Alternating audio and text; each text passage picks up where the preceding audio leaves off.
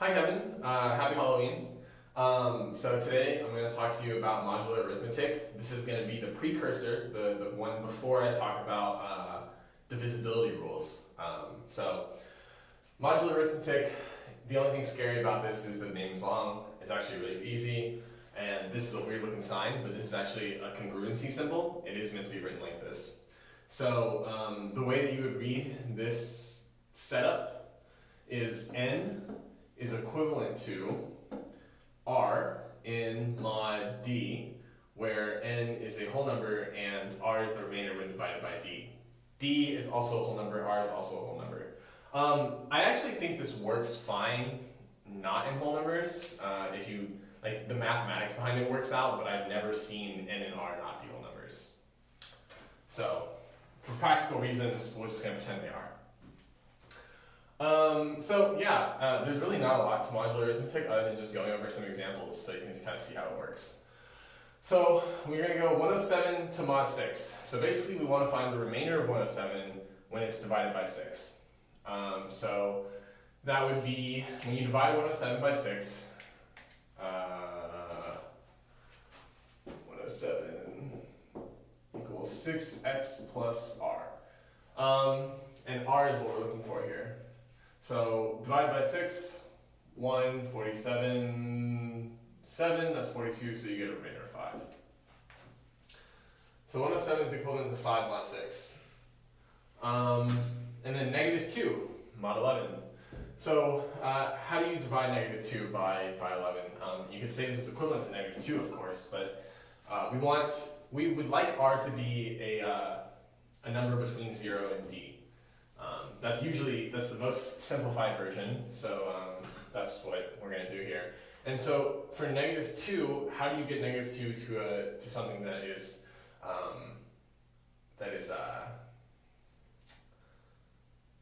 what is the remainder when negative 2 is divided by 11, right? So it's 9, because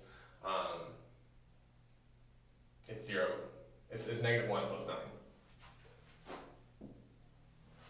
Also, one thing that's pretty interesting about this mod stuff you'll see is that if you have a negative number here and it's less than d, then your r is just going to be whatever d plus n is. So what is 2122 mod 10? Divide by 10, what is our remainder? It's going to be 2. This one's pretty simple here. 100 mod 7. So 100 is equal to 7x plus r.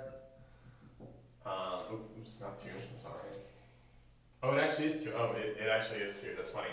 Okay, so it's 7x plus r, and when you divide 100 by 7, you get a 1, and then 30, and then you get 4, so 28, so you get 98 plus 2. So 100 is actually equal to 2 mod 7. Okay, and then what is negative 45 mod 3? So here we actually see that 45 is divisible by 3, and that would mean that we simply we can simply just say it's 0 because there's no remainder. Okay, so also you'll notice something here is that all numbers in the form of let me erase this and write this. So all numbers in the form of like ax plus b is equal to c, right? This is going to be your n. Oops, I should not. That looks like a divisibility sign. Okay. This is your n. This is your r. This is your d. And we don't care what x is. So here's some odd things to solve for you, just for practice, to look at. So what is negative 3 mod? What is negative 3 mod 8? What is 2 mod 11?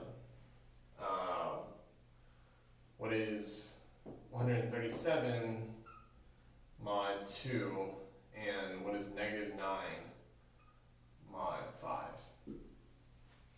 So, yeah, you know, if you can solve these, you pretty much got it. It's very simple. There's not a lot of tricks to this. It's really just ax plus b equals c in a different form.